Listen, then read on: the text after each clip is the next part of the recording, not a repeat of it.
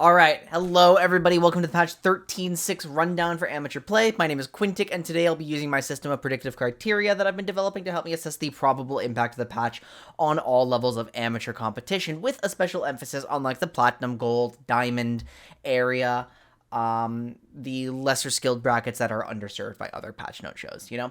If you're watching this about a week after release on YouTube, please check the comments down below, just in case we are updating our predictions.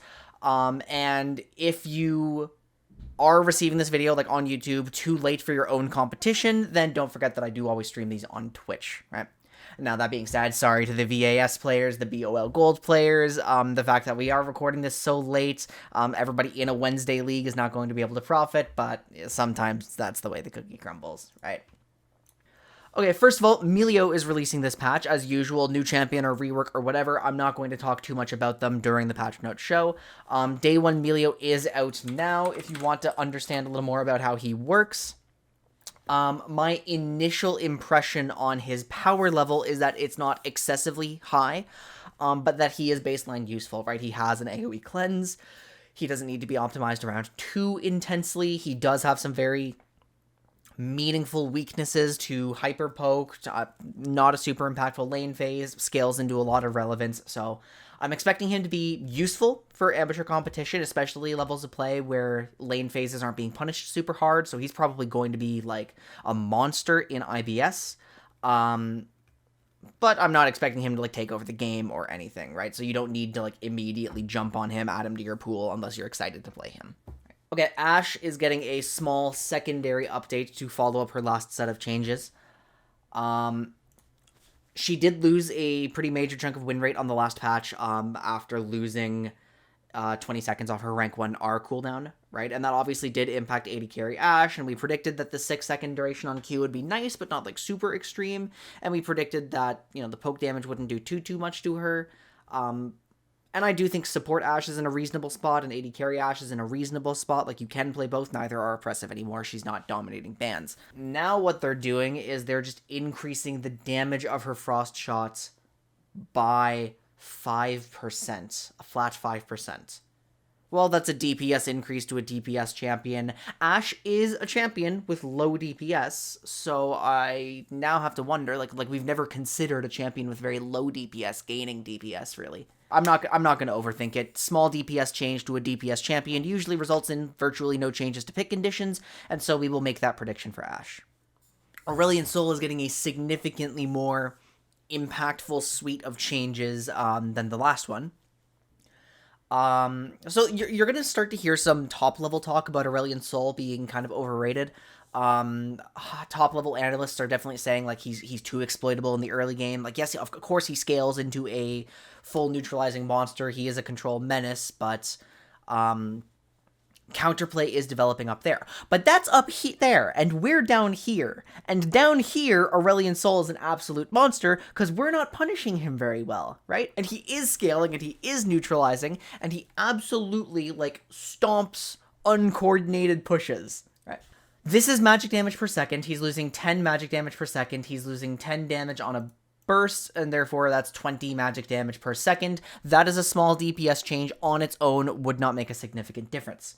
Singularity, the cooldown is no longer decreasing, which should make some like marginal changes in the lane phase when we're like putting 3 points into this ability in some greedy matchups, right? I suppose this means he's struggling a little more to neutralize like some mid-game, or he's not going to be like quite as effective at like bouncing between waves and farming them both, like, because Aurelion Sol's not a champion who values haste very highly, so this cooldown would stick, I suppose.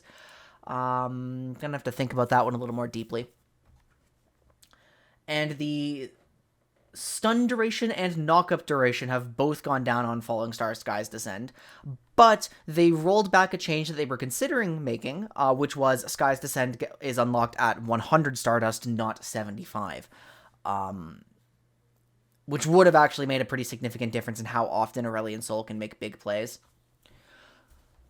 Okay, so last patch they hit Aurelion Sol's EHP, so minus 200 effective HP at level 16. which made it harder for him to make, like, outright dive plays. They hit his damage a little bit, didn't really matter. They're hitting his damage a little bit now, doesn't matter, might matter a little bit compounding, but DPS champ.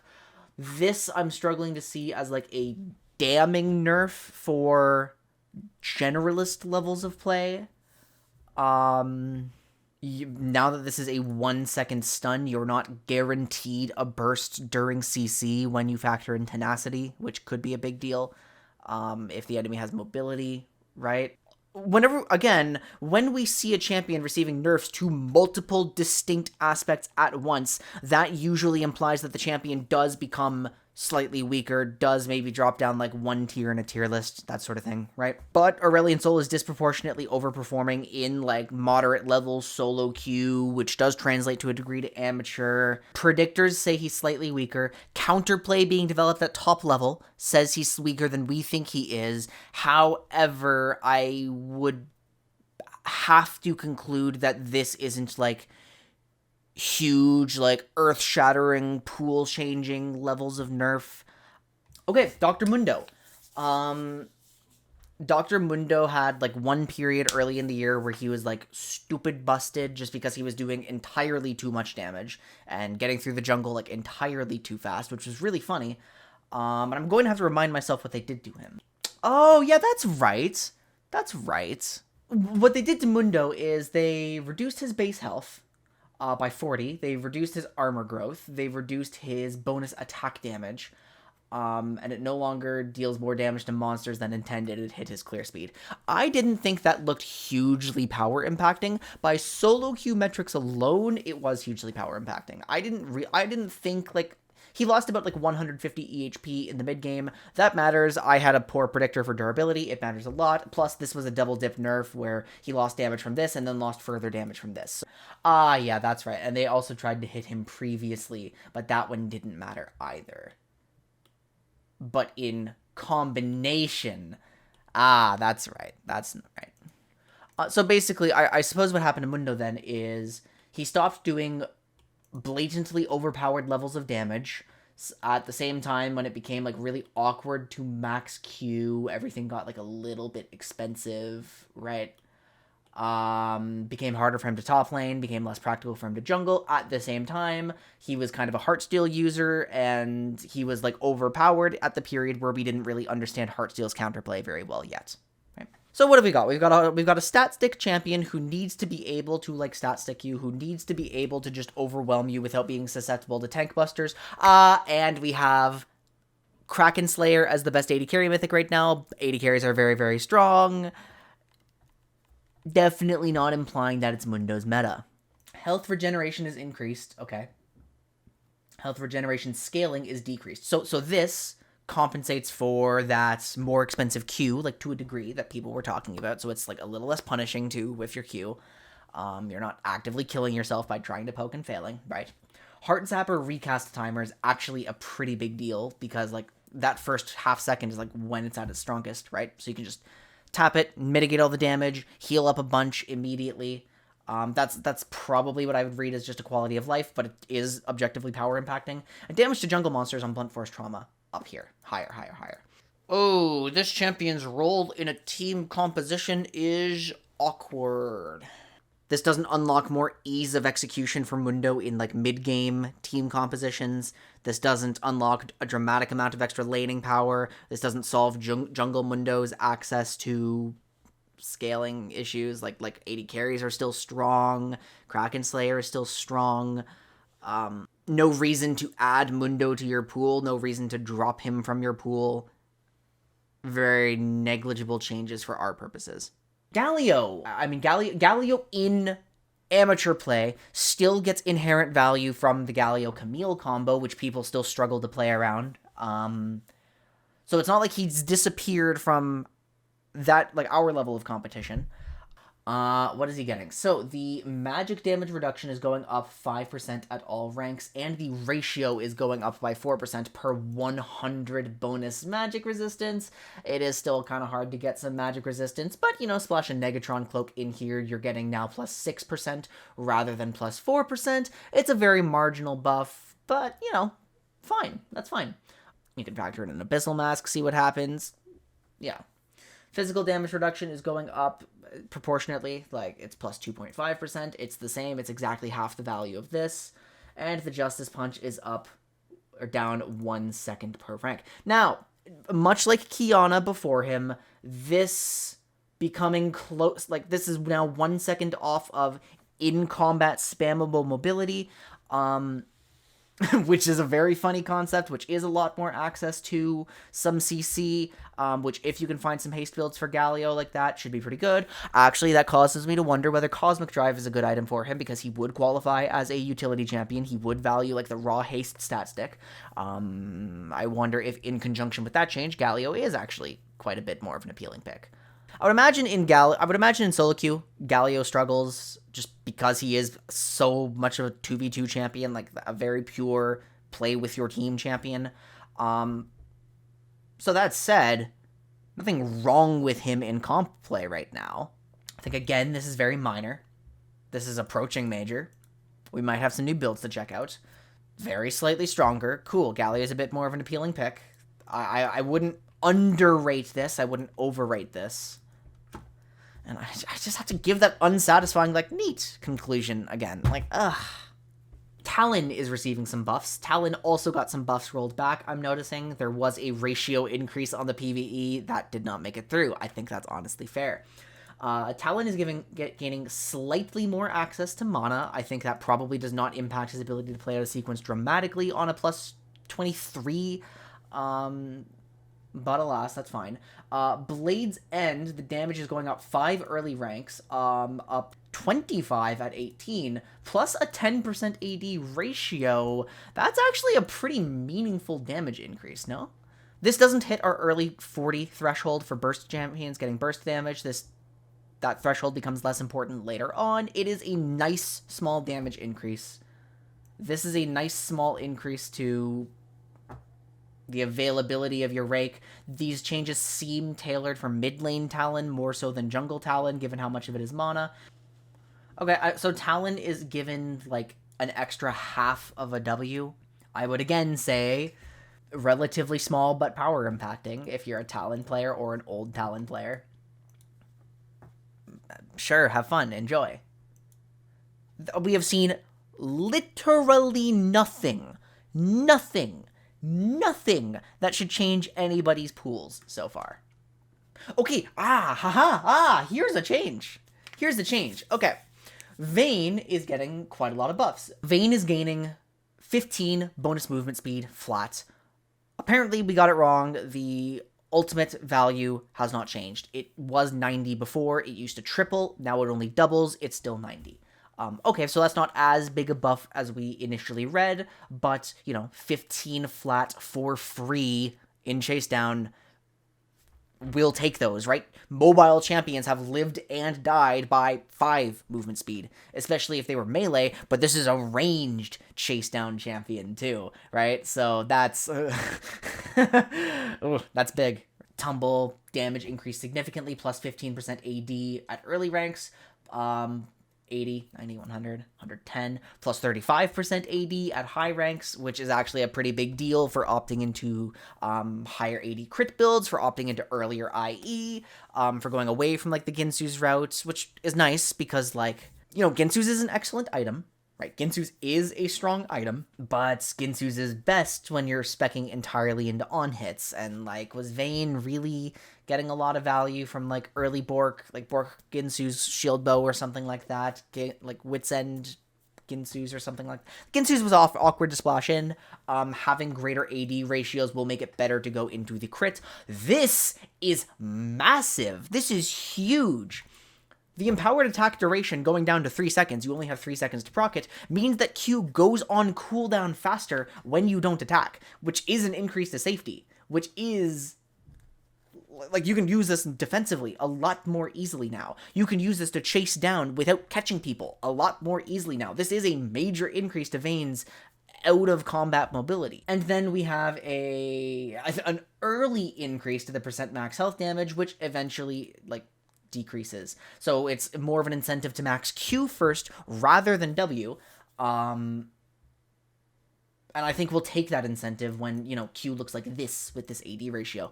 So we were kind of making fun of this patch a little bit for having very, very low impact changes. But this one is... this one's big. Okay, I'm on record saying that I think Vayne is just a top laner right now. This technically does not solve some of Vayne AD carry's issues. Like, you still have very poor wave control. You still have... I mean, now that I think about it, do you still have poor early skirmishing? Do you still have poor early skirmishing? Huh. I mean, needless to say, Vayne top is the one that really gets the buffs. Like, this is huge for Vayne top. This is huge for bullying melees. This is huge for bullying everybody. This is huge for bullying people early. You don't need to invest into it as much, right? Like, Vayne top is giga buffed, I think. I'm still a little bit hesitant to jump on the Vayne AD carry train, despite this being basically a Draven Axe. Actually, despite this being basically a Draven Axe. Well, in amateur play, we're pretty bad at laning. Like, diamond level's a bit more stable, but, like, platinum laning is bad, gold laning is bad, IBS laning is atrocious. Theoretical Vayne bot lane, I think I would struggle to imagine becoming much, much better, but it is better. But maybe this is a Samira situation where, like, you just get to use her inappropriately. I'll say it this way. If your team plays around bot lane a lot and skirmishes around bot lane a lot, and you have, I would imagine, like, I mean, I would imagine to properly capitalize on this and not get tagged by Vayne AD carry's weaknesses, I think you would have to have, like, a very aggressive melee support style player. If you are that kind of team, I think Vayne AD carry might be a legitimate option for you, like, just to dirty up the game, get a snowball going, like, scale into a monster, like, cover her in divers so she's not being targeted as much, right? I think in that case, if you are a team like that, and you do enjoy playing Vayne, maybe you can start to reintroduce Vayne to your pool a little bit. That is more speculative. That is more like maybe our level of play is bad. I don't think theoretical Vayne bot lane is huge. Top lane is the real winner. God, look out for top lane Vayne. Oh, jeez. Okay, Veigar. Veigar, once he got his range buffs, you know, I thought, good for him, poorly supported champion. And I really have to learn to just accept that sometimes a champion's kit can just be really, really, really good, and even poorly supported by systems, they can become a monster if buffed the right way. So Veigar gaining range made him very good in the bot lane, where he was not exposed to enemy marksmen. Having 1,050 range against champions that generally have, like, you know, 800, 900 on skill shots at best, did quite a lot. They're making Veigar a lot squishier. Base armor 18. Ugh. Last time his armor got reduced, it became hard to run Veigar AD carry. Mid lane was less affected. Base health minus 25. I mean, 25 doesn't get us into any lethal windows, but like this, let's check the actual values. Yeah, lose 46 here, lose 88 here. At level 16, we're losing 113. At level 18, we're losing like 120, right? So a non-negligible loss of durability for Veigar, which can make it significantly riskier to play into matchups that can break his zone, which would be like aggro AD carry plus engage support, if they can get past the cage, right? That is a significant increase in threat, right? Dark matter is a oh dear, oh no. Okay, minus 15 at rank 1 plus 5 at rank 5. Veigar had a little property where you would actually invest like 2 points into W for wave clear and then go Emax. I think that now becomes mandatory to do. I think you have to. I don't think you stop maxing E second, but I think that W second, that 2-point W tech probably becomes mandatory. So I don't think this affects Veigar players who like really understand the champion too much. I think this does and makes him harder to blind pick for the bot lane. Although I do not think this makes a difference when you're playing like scaling enchanter matchups, like handshaking it at all, right? So higher risk to Veigar. He is weaker. He is harder to blind pick, but Veigar is at his best when you're not blind picking him anyway. So do with that information what you will. Oh, that's a lot. Yeah, okay. So Yuumi's broken, and we know she's broken, and now they're trying to nerf her. Ally on hit damage, the AP ratio is going down. So, I was telling everybody that Yuumi's AP ratio sucked. This is the only one I actually forgot about, and this was unreasonably high for an on hit. Although people were telling me AP Yuumi was good for the poke alone, and I was saying, no, it's not. That's an item proc. That's a dopamine hit. That's all base damage. Like, it's not the AP. Cooldown is now standardized at all ranks, so there's less of an incentive to max it. The mana cost is going up at high ranks, so it is a little more punishing to just throw it out. The missile speed down, and missile range down, so it is harder to just poke.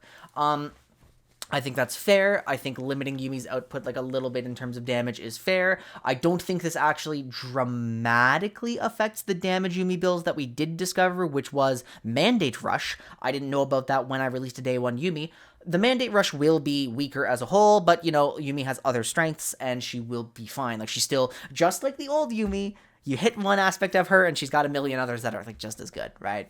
R is still amazing. It still has quite a lot. I mean, let's actually see what the healing does. It's fair that the resistances are gone. I don't mind that. This was ridiculously overwhelming. Overheal, shield duration, fair. So they're just trying to get you to use this a little more in combat, but the value is unaffected, and this will still be a very good spell.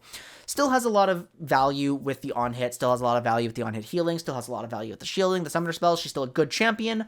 But maybe finally people will stop flooding the comments of Day 1 Yuumi saying AP Yuumi is like so good, and it's not dead, because it's dead. It's really dead. Stop building it. Don't do it. If you must, build Mandate.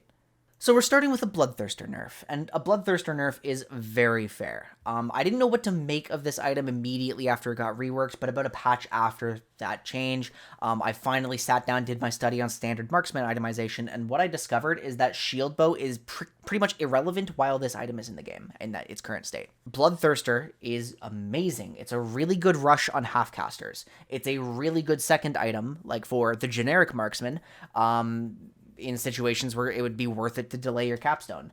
And it's a really good third item on everyone, right? It's just always really good. And why is it really good? Bloodthirster is the only defensive legendary available to marksmen that is viable to purchase on curve. What is on curve? That's within like the first 3 that sets up like your capstone, right? So take a look at shield bow, right? 50 AD, 20% attack speed, 20% crit, 7% lifesteal. And if you would take damage that would reduce you below 30%, you gain this 250 to 630 shield, right? And you gain some bonus AD. Bloodthirster obviously has a smaller shield, but it is a shield that can continuously be refreshed and regenerated in combat rather than occurring once.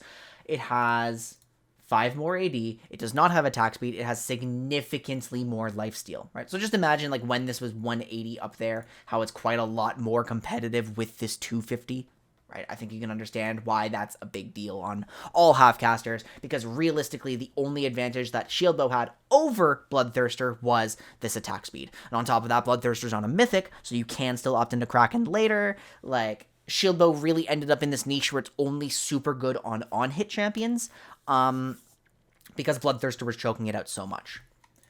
Losing AT shielding early is ridiculous. That is a huge difference in power for a lot of these generalist users, and it's only minus 50 later, which still does matter a lot, but it still is the only defensive item that is viable on curve, excluding shield bow, but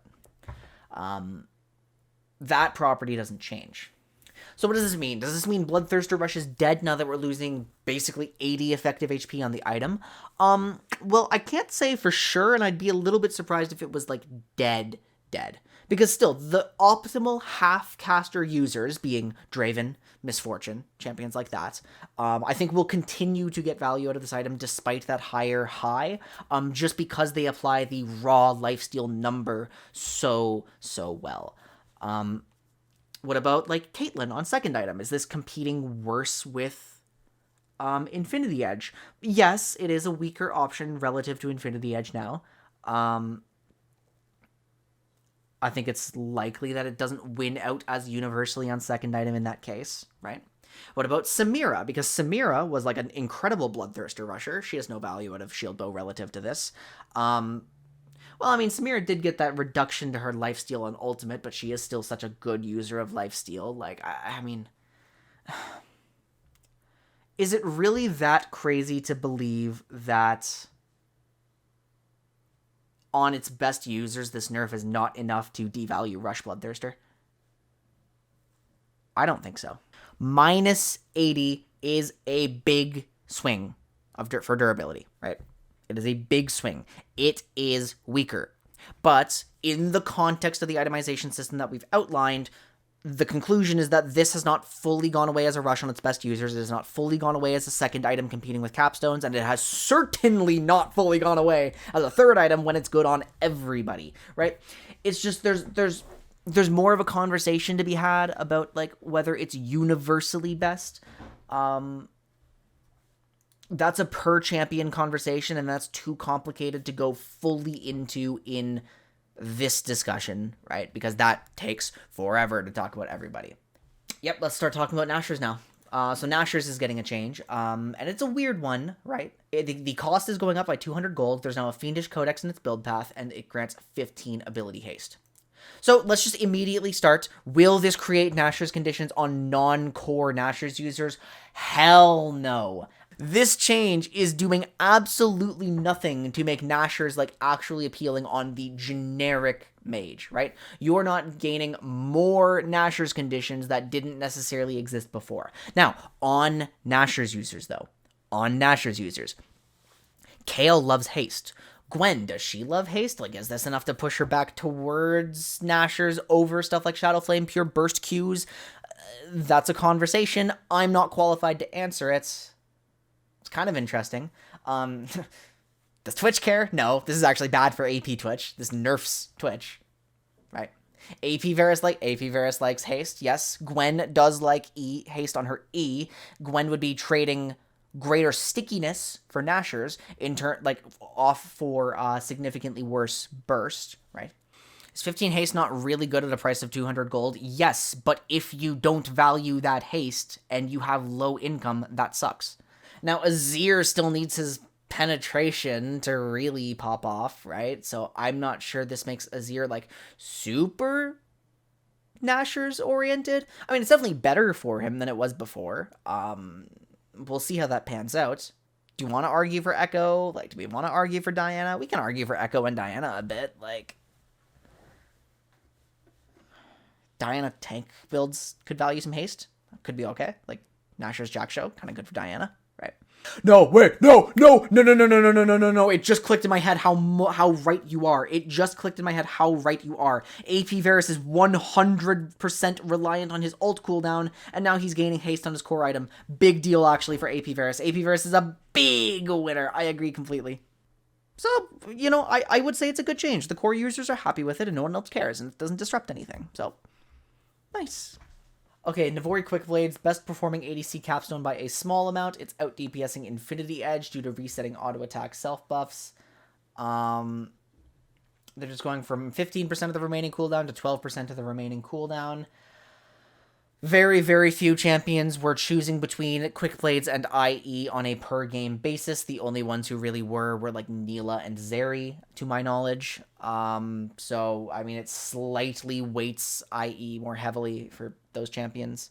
I mean, we don't have criteria for this because it's an item that it's receiving a very specific nerf that doesn't apply to anything else, but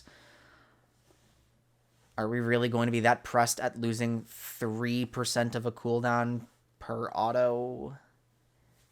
Have we ever cared about, like, effectively 3% CDR? I mean, obviously it's slightly more than that, but... And you know what? Let's just resolve it as if it's a very optimizing math problem, then it is completely irrelevant for everybody here in, like, Platinum and below amateur play, Diamond and below amateur play, frankly. Too mathy to matter for us who have not optimized the game. Legend Bloodline. Bloodline is the most picked ADC rune by far, contributing to ADCs being generically tanky instead of opting into durability when it's needed. It's meant to be a choice. So, they were unhappy with AD carries gaining plus 100 health, and the lifesteal per stack was a little too high. Okay, so it's losing 0.75% lifesteal at max stacks, and it's losing 15 HP, which, I mean, that's basically a love tap. The attack speed on lethal tempo for ranged users at early levels is going down. Now, yeah, maxed at level 18, which means we are going to be weaker for Oh, wait a minute. I need to read. I need reading comprehension in my eyeballs and my brain because this is a different change. Formerly, lethal tempo was maxed at level 12. Now it is maxed at level 18. So this is a very significant attack speed reduction at all levels. It's a big deal. It takes a long time for this to fully come online. Now, you must understand that AD carry itemization is weighted a little too heavily towards AD. And actually, number one Ardent hater right here is actually starting to find a little bit of value in Ardent just because of how little attack speed hyper carries are building with earlier Infinity Edge and stuff like that. So, like, the speed this is providing is a major, major component for their power level. And, like, without that, things get awkward fast in terms of itemization. Like, Berserker Greaves become a lot more mandatory. And then that makes it harder for AD carries to opt into early armor, like, as one of the few classes who actually do value plated steel caps to a degree, right? If we were to see something similar to this on a champion, we would, like, kind of start in the camp of DPS champion receiving a DPS nerf, but then it really sinks in just how substantial that is, gaining 1.6% attack speed per level. I have a feeling that this will meaningfully impact the power level of Phantom Dancer reliant hyper carries. Because we're going to start, I mean, like, they're the most reliant on lethal tempo. Like, other people could, on paper, pivot into, I mean, nobody wants to pivot into Conqueror right now when their builds are so AD heavy. Okay, so at level 12, we would have 42% attack speed rather than 54% attack speed. So that is a decrease in 12% attack speed, which is a real amount. Okay, so the numbers that I'm getting from this imply that we are losing a meaningful amount of attack speed and we are losing some DPS, but we are not losing enough that people are going to hate lethal tempo forever and say this is a bad rune, because it's not. It's just a weaker rune that is still necessary for some champions to play nicely with the current AD heavy itemization for marksman. It's going to weaken Jinx, and Jinx has absolutely popped up this patch as a very dominant amateur level pick. Jinx is absolutely going to be the most impacted. Varus is going to be impacted to a degree, but not, like, severely, because he's getting his attack speed anyway, like, from on hits.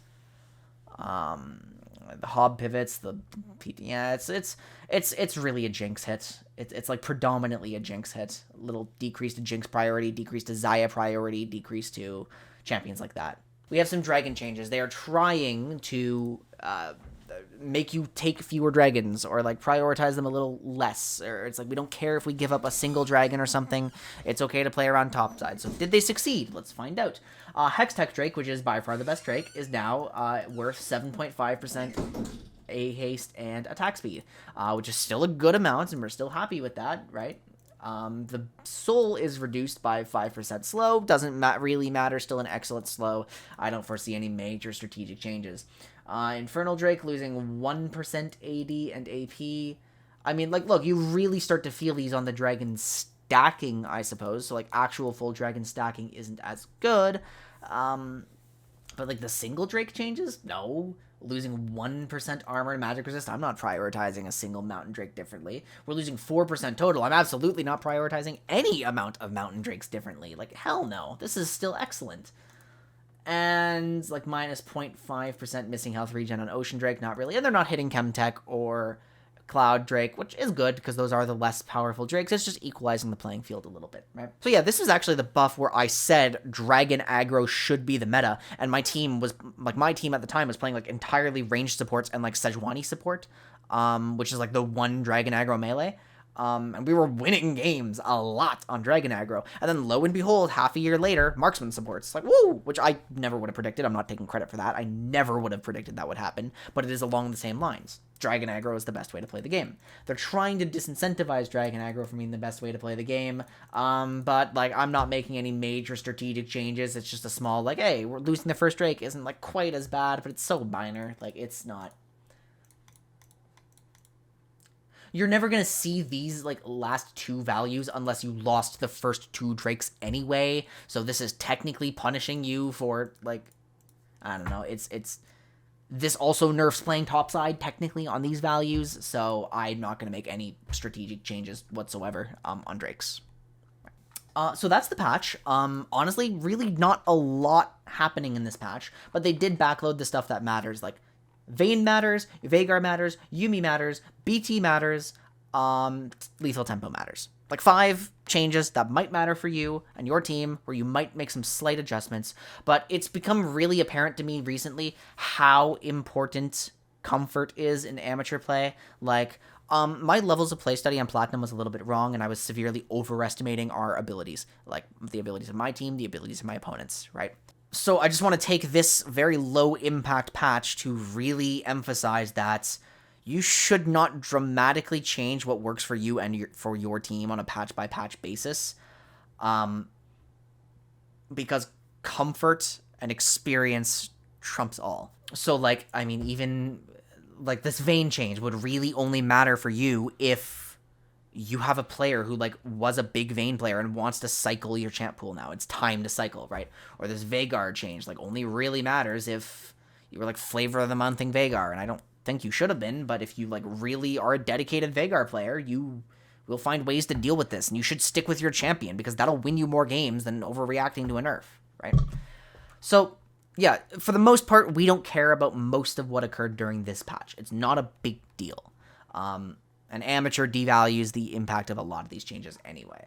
But for the things we do care about, please don't overreact to them strategically. So that's all. That's the patch. That's 13.6. Nice patch, small patch, decent patch. We're chilling.